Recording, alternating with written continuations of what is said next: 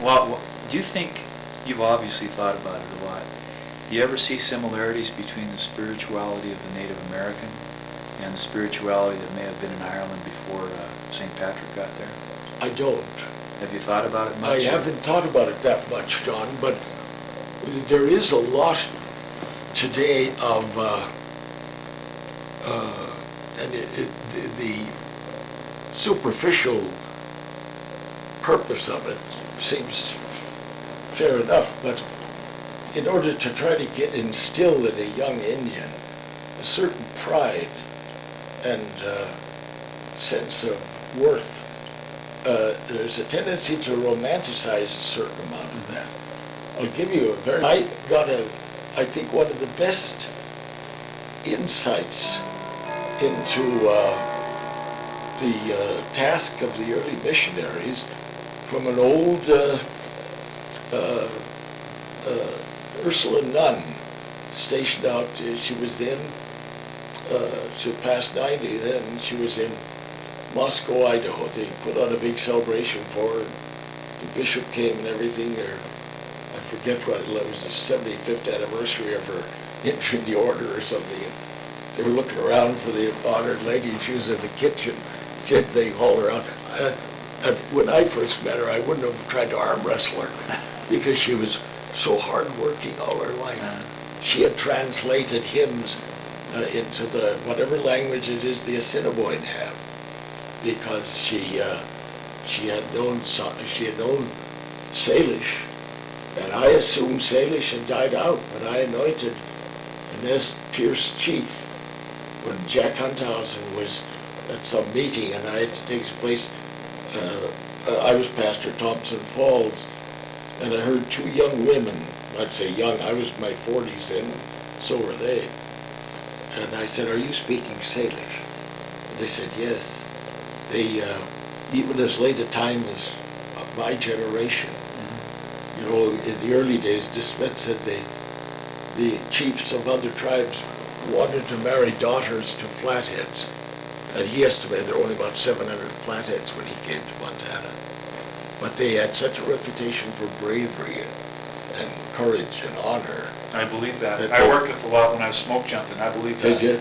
And they wanted, and you know, Father, taking of the problems, one of the chief things, there was a great problem. Well, one of the things they had to try to cure first was when they went to war with another tribe.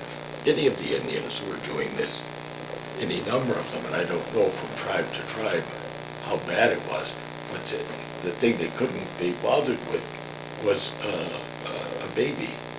And they would, at least it was better than it was more compassionate, you might say, than the Romans and the Greeks putting him up, exposing him on a hillside to put him into a river. But one of the early regulations Rome gave to the Turin province of the Jesuits, who had charge of the mission in Montana, was not to go with the tribe when they went to war. Because some missionaries thought they should be with their people all the time. And Rome said no. Pius IX said that would encourage it would sort of baptize war. Mm-hmm. But Mother Mary, they called her Inky, Incarnation. She was a lousy bookbacker, by the way. She helped me move from Thompson Falls. She'd also squeeze an extra volume, and you couldn't stack a box on a box because Mother Inky had done it. But the common problem, the biggest problem to try to get the children to an Indian school was to try to break in the cycle of incest. And I think, I don't know, you probably know more about this than I would, but I've talked about it with Father Burns, how long it takes. Egon Malman, who was 50 years up in Hart Butte, Egon Malman said we should not be so impatient. Look how long it took the church to civilize the Europeans and to break a lot of pagan habits. But I am told that incest among the Flatheads is probably rarer than among a lot of whites. And And Ernie told me that when he was pastor of Polson, at least, would you like a cup of coffee? Please. Do you take sugar in it or? No, thanks, just straight. And Ernie said sometime to a third or a half of the Kootenai baptisms he performed, they were products of incest. And here they're living so close to each other, but so very different in their tradition. Well, can I, you were at Thompson Falls, where else were you? What other? That was my first place as pastor. And then I've been stationed, of course, when I was ordained, I was in Anaconda, then I was in Butte. What parish? I was in Butte at St. Anne's and then Sacred Heart Parish. And then I was up at Thompson Falls and then pastor at Bonner, then came back into Butte. I was only at Bonner for a year. Came back into Butte at St. Mary's and St. Lawrence. And then Whitehall till I retired. But so the only time I had much contact with the Indians was when the pastor at Plains was absent, and I had to take care of Hot Springs. Yeah. And that's where the old Nez Perce chief was. One time I visited him, he was in the hospital. That's where I found out that the Salish language was still being used. And then the next time, it was a year later, he came up and he died. And at his... Which chief, what was his name? I don't know. I should have written this down. What? Now He came up from Idaho to visit his in-laws. Now you were raised at the head of Wyoming Street, Mm-hmm.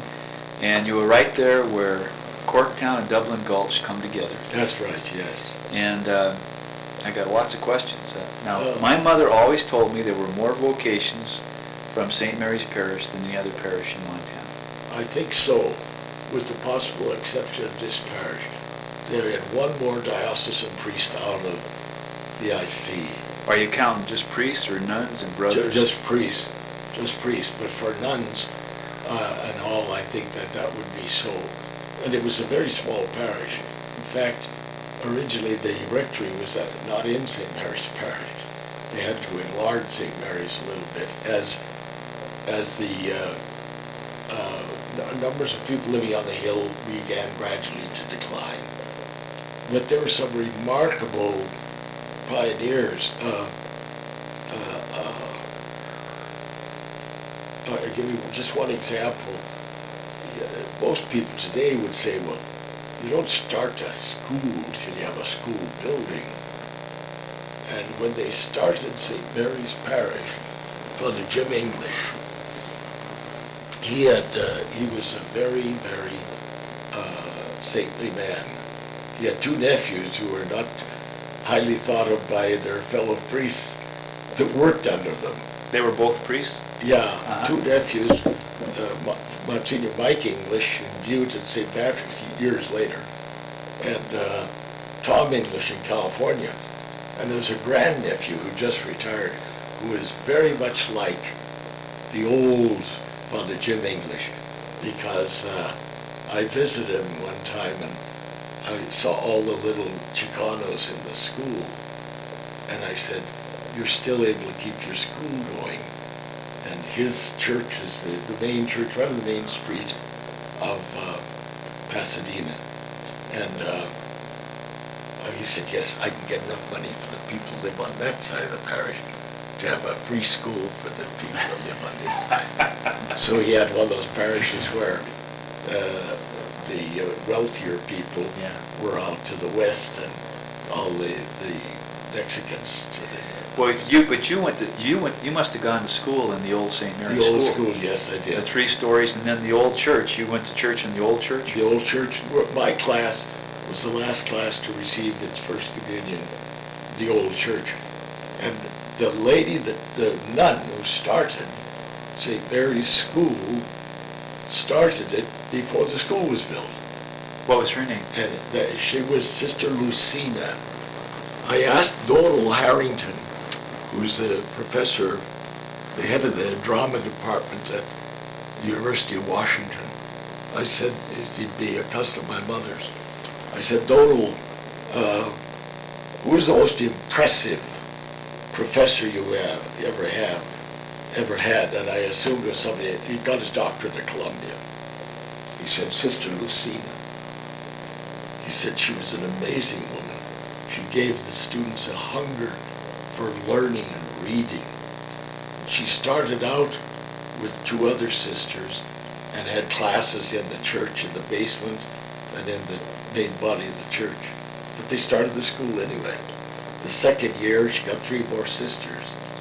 And then 2 years after that, I guess, the church was 1902 and the school 1905, then they had the school. But there were a great number of vocations came out of